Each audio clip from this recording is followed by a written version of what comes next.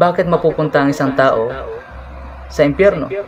Yun ay dahil hindi siya binuhay ng Diyos espiritual ayon sa pagkaunawa. So, you see, no?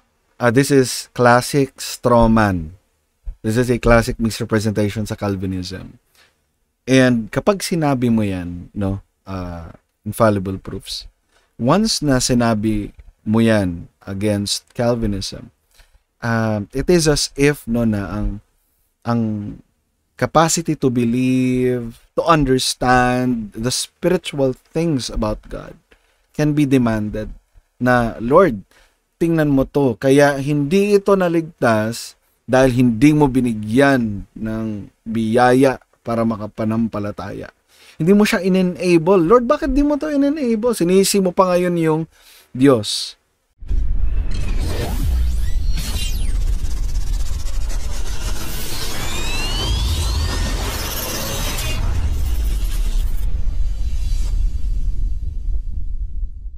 Hey guys, what's up? So naglabas ng video si Infallible Proofs.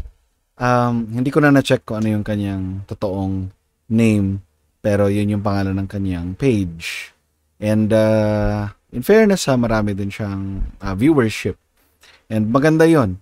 So naglabas siya ng video at ang kanyang video is about critiquing total inability or the doctrine of total depravity sa Calvinism. So without further ado, i-review na natin yung video and let's salita naman kaagad siya. And let's see if ito ba ay successful na internal critique galing sa kanya. So, let's go! Usapan natin ngayon ay patungkol sa total depravity of the tulip in Calvinism. Ang pinaka-conclusion dito ng mga Calvinist, hindi na natin palalimin pa, pababawin natin ito. Ang pinaka-conclusion nila dito. Conclusion. You should start sa proposition. Should start sa proposition para at least ma-avoid mo yung misrepresentation. Ang isang taong makasalanan ay walang kakayahang sumampalataya sa Panginoong Jesucristo at walang kakayahang mag-respond sa ebanghelyo ng Panginoon. Or tinatawag nila itong total inability, na walang kakayahang taong mag-response, walang kakayahang sumampalataya. Dahil inahinintulad nila tayo, or ang isang makasalanan, ay inahinintulad nila sa isang taong patay, physical. Okay? Ito ang sabi kasi ni W.J. Seaton sa aklat na... Actually, ang scriptures yan, sa Ephesians 2:1, makikita doon, for your death and your trespasses and sins. Na the 5 points of Calvinism, page 7. Ang sabi dito, we are like Lazarus in the tomb. We are bound hand and foot. Corruption has taken hold upon us, just as there was no glimmer of life in the dead body of Lazarus, so there is no inner receptive spark in our hearts. So, yun po yung kanyang sinabi at kanyang So basically, yung kay Lazarus, yung story ni Lazarus it is like an act-out parable. Yung imagery doon ng isang taong patay sa kanyang kasalanan. So, ganun ang picture, kalagayan ng isang tao na enslaved ng kanyang sin. So, madaling salita, hindi niya kayang buhayin yung kanyang sarili. Hindi niya kayang i-resurrect yung kanyang sarili unto faith or unto regeneration. Hayag, inahinintulad ang isang makasalanan sa isang patay, physical. Ngayon, ang pagiging patay spiritual, ganito lang po yung ibig sabihin niyan. Okay, so let's listen carefully. Ang pagiging patay spiritual, so of course, analogous. Para mas maunawaan natin, analogous siya doon sa physical death. So kung paano nag-function ang physical death, analogous din ito sa spiritual death. So let's see if biblically accurate ba yung kanyang sinasabi dito. Tayo ay nahiwalay sa Diyos dahil sa ating pagiging makasalanan at walang anumang kakayahan mula sa ating sarili. Okay, nahiwalay siya sa Diyos. Calvinists agree that. Wala siyang kakayanan sa kanyang sarili.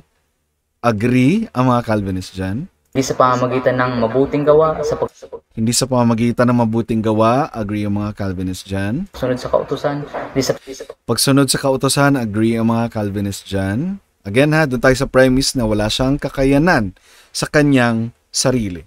pamamagitan ng pagiging religious, hindi sa pamamagitan ng kasikatan kung sikat ka, hindi sa pamamagitan ng kayamanan kung mayaman ka, hindi sa pamamagitan yan ang kaligtasan. Amen. Kundi sa pamamagitan ng biyaya ng Diyos. Amen. Na dapat nating sampalatayaan. Ibig sabihin may kakayahan ang taong sumampalataya. Teka lang. Sabi mo, hindi sa pamamagitan ng kakayanan.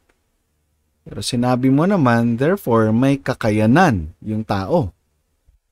Akala ko ba, hindi sa pamamagitan ng kakayanan. Pero bakit? Karoon ng kakayanan yung tao. Dahil hindi naman uutusan ng Panginoong Hesukristo ang taong sumampalataya kung walang kakayahan. So that's a wrong conclusion. Sa scripture, maraming pinapagawa ang ating Panginoong Diyos na sa totoo lang impossible. Hindi natin kayang gawin. I'll give you one example. The Great Commission. Sabi doon, sabi ni Christ, all authority has been given to me. Therefore, go. Disciple the nations. Question. Are we capable of doing that?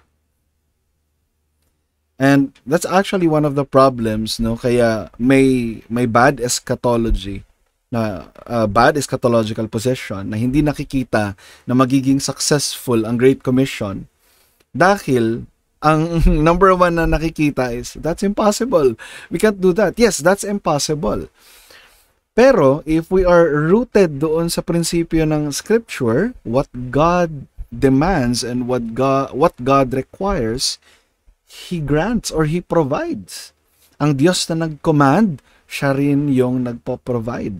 And that's the beauty about grace. Now, when God commanded every people everywhere to repent of their sin and put their trust in Jesus Christ, at sila nga ay nag-respond doon sa gospel call na yon, it's not because they have the capacity to believe and repent of their sin, or even the capacity to change their old heart and make it new. Kaya sabi ni Doug Wilson, if I have the capacity if my old heart is capable of repenting and believing, if my old heart is capable of repenting and believing, then bakit ko pa kailangan ng panibago? If my old heart is sufficient for that particular task, for submitting sa nire-require ng Diyos sa akin, no, para ma-meet yung nire-require ng Diyos sa akin. If my old heart is capable of meeting the demand of the Lord to repent and believe, why would I need a new heart? 'Di ba? So hindi totoo yung premise na just because God commanded you to do something, therefore you're capable of doing it. Bagkus sinabi nga ng Panginoong Hesukristo sa John chapter 6 verse 47, katotohanan sinasabi ko sa inyo, siya na sumampalataya sa akin ay mayroong buhay na walang hanggan. Okay? Hindi ka uutusan ng Diyos na sumampalataya at magsisi kung wala kang kakayahan. Sasabihin. Okay, na-refute na natin yon. Pero actually, na-refute niya rin yung sarili niya dito. Dahil sabi niya, no, sa mga unang sinabi niya, na hindi sa pamamagitan ng ating kakayahan. Pero ngayon, it looks like it na ito ay sa pamamagitan ng ating kakayahang manampalataya. Hindi naman ng mga Calvinist, kaya nga naligtas tayo sa biyaya ng Diyos eh. So, ibig sabihin ba, ang biyaya ng Diyos ay para lamang sa ilan at hindi para sa lahat? Okay? Well, the fact that you and I, ito si Infallible Proofs, the fact that you and I believe na hindi lahat ay maliligtas, it must follow na hindi lahat ay nabigyan ng biyaya. Kasi ang kaligtasan ay sa pamamagitan ng biyaya, right? If ang kaligtasan is sa pamamagitan ng biyaya at hindi lahat ligtas, both you and I agree on that premise, then therefore, hindi nga para sa lahat ang biyaya ng kaligtasan, biyaya ng kaligtasan. Bakit mapupunta ang isang tao sa impyerno? Yun ay Bakit mapupunta ang isang tao sa impyerno? Dahil ayaw niya sa Diyos. Okay? If God's way is right, ang inclination ng tao is to go left. By the way, this is my right. So, if God's way is right, if believing is right, then ang trajectory ng tao is not to go right, but to go the opposite direction, to go to the left, to go against God. Dahil hindi siya binuhay ng Diyos espiritual ayon sa pagkaunawa. Kung titignan natin, Let's do that. Let's listen to that again. ilan at hindi para sa lahat. Okay? Bakit mapupunta ang isang tao sa impyerno? Yun ay dahil hindi siya binuhay ng Diyos espiritual ayon sa pagkaunawa. So, you see, no, this is classic straw man. This is a classic misrepresentation sa Calvinism. And kapag sinabi mo yan, no, infallible proofs, once na sinabi mo yan against Calvinism, it is as if, no, na ang capacity to believe, to understand the spiritual things about God can be demanded na, Lord, tingnan mo to. Kaya hindi ito naligtas dahil hindi mo binigyan ng biyaya para makapanampalataya. Hindi mo siya in-enable. Lord, bakit di mo to in-enable? Sinisi mo pa ngayon yung Diyos.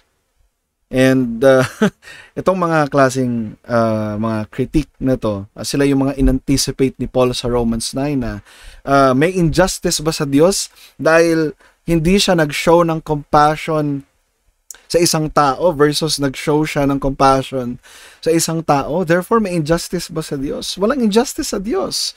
Who are you, O man, to answer back to God? God is under no obligation to give grace, to give mercy, compassion sa isang makasalanan. Kapag sinasabi mo yan, no, you are misrepresenting grace. Hindi mo talaga naunawaan ng grace. As if grace can be demanded. If grace can be demanded, Lord, now na, gusto ko yung tao na yan manampalataya ngayon at kapag hindi, Lord, unjust ka. Yan ang pinoportray ng mga rabid anti-Calvinists or Calvinism na ito. They do not understand the very nature of grace. Grace cannot be demanded. Kung titignan natin ang pagkaunawa ng mga Calvinist sa kailang pagpapahayag. Okay? Ang isang makasalanan, bubuhayin muna ng Diyos espiritual para makasampalataya at makapagsisi. So, mayroong Yes. Kailangan nilang magkaroon ng spiritual resurrection, regeneration. Again, gaya ng sinabi ko kanina, I quoted Douglas Wilson, if my old heart is capable of doing that, then why would I need a new heart? punta sa impyerno, yun ay dahil hindi sila binuhay ng Diyos espiritual. Again, sinabi ko na to kanina, no? You are misrepresenting grace. Lord, it's your fault for not giving them a new heart. It's your fault, Lord. Yan ang sinasabi nitong mamang ito. When in fact, ang tao, ang inclination niya is to go against God. Again, if this is God's way, the sinful inclination of a dead person, spiritually, a dead man, a spiritually dead man, is not to go to God's direction, but the opposite side. The essence of depravity, of inability, is hindi yung passive na okay, actually hindi passive, hindi lang basta passive, ang picture ng depravity ay hindi ganito, na ang tao ay para bang gusto niya ng manampalataya pero hindi siya makapanampalataya dahil ayaw ng Diyos na bigyan siya ng pananampalataya. That's not the picture of depravity. Ang picture ng depravity is totally, ang kanyang nilalakaran ay opposite direction. So Romans 1, very clear ang total depravity doon. Ganun kadali kung susundan natin ang kanyang illogical na pahayag. Hindi siya illogical, mali ka lang ng intindi. Or intentionally minimisrepresent mo ang Calvinism. And I hope, R.A. Fuentes, si James, ito at Grace for All Coalition, Sana mapanood nila to. Nang sa ganun ay magkaroon na ng linaw na hindi ang hindi kasalanan ng Diyos na dahil hindi niya binigyan ng ability itong tao na ito, ability is by grace, itong tao na ito na manampalataya, hindi obligado ang Diyos na gawin iyon. Huwag nating isisi sa Diyos yung pag-disobey ng tao sa Diyos. Ang sisihin natin yung tao na nag-disobey, hindi sa Diyos na nagbibigay ng biyaya. Malinaw yan sa Romans 9. It is up to God, no? Who bestows mercy, compassion. It is up to God. It's not up to us. That's the beauty of Calvinism. It really magnifies grace. Dito, meron siyang contradiction. Sabi niya, hindi daw sa pamagitan ng kakayahan natin, pero sinabi niya, therefore, may kakayahan tayo na manampalataya. Kala ko ba hindi sa pamagitan ng kakayahan natin? Bakit ka may kakayanan na manampalataya? So sa pamagitan pala ng kakayanan mong manampalataya, kaya ka naligtas. Pamamagitan ng lohikal. By the way, kakayanang manampalataya innate. Ibig sabihin, natural sa'yo. Na pag-unawa. Okay? Titingnan natin sa John 3:16. For God so loved the world that He gave His only begotten Son, that whosoever believeth in Him should not perish but have everlasting life. So si Kristo ay binigay ng Diyos Ama para sa lahat ng makasalanan, at kung sino lamang ang sasampalataya, sila ang makatanggap ng buhay na walang hanggan. So yung whosoever dyan, even scholars agree with me on this topic sa exegesis ng John 3:15. Yung whosoever ay hindi po yan random people by their free will. Whosoever has free will and then magput ng faith kay Christ. Ang context doon is everyone believing. Okay? Everyone believing, ito ay meron ng pananampalataya na merong continuous action. Everyone believing shall not perish. At sila ang hindi mapapahamak. So yes, sila yung hindi mapapahamak. Lahat ng taong nananampalataya. Everyone believing already will not perish and will have eternal life. Madaling salita, the grace of salvation is offered for all, but only sufficient for those who believe. Okay? May mapupunta sa impyerno hindi dahil sa hindi sila binuhay ng Diyos spiritual. That's actually what Calvinist believes. May papupuntang impyerno hindi dahil hindi sila binigyan ng pananampalataya, biyaya para manampalataya or ability to have faith. Kundi dahil hindi sila sumampalataya. Exactly. So, thank you. You're becoming a Calvinist now. Welcome to the club.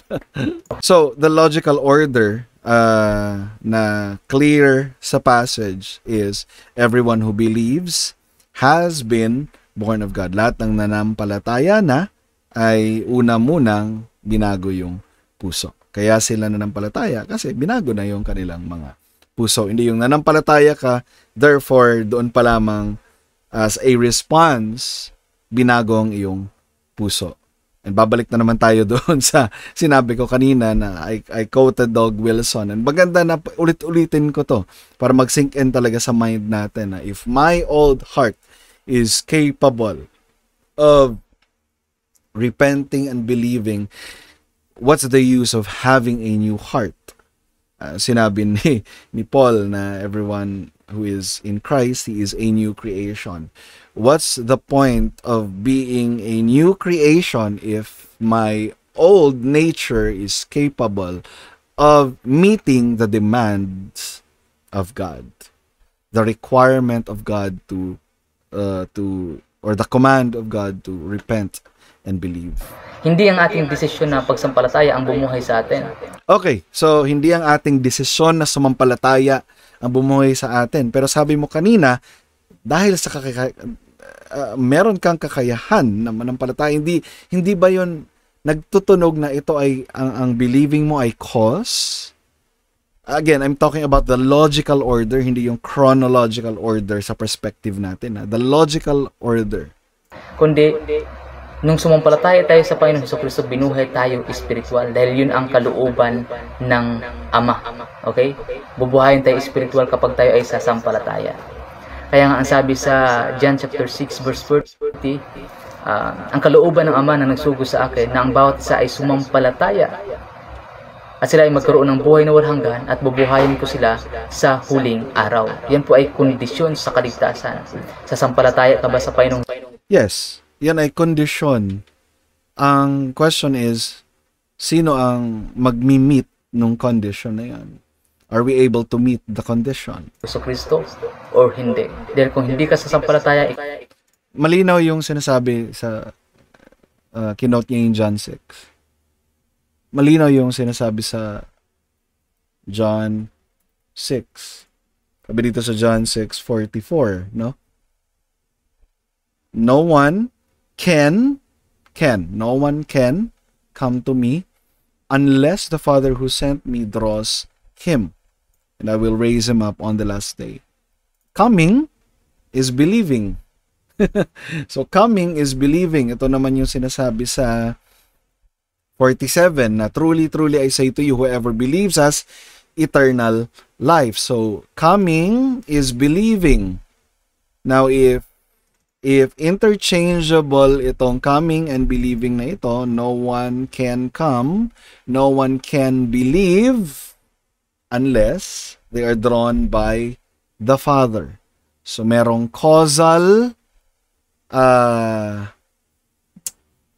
merong causal chain na kung saan merong first cause yung drawing ng Father para dalhin siya kay Kristo, para siya ay makapanampalataya kay Kristo. So, ang cause dito ay yung Father. They are drawn to Christ. So, if this is the case, then makikita talaga natin dito na hindi talaga sa pamagitan natin yung pag-come. While there is a command na come, makikita natin sa scripture na, praise God, I was able to come because first and foremost, I was drawn by the Father.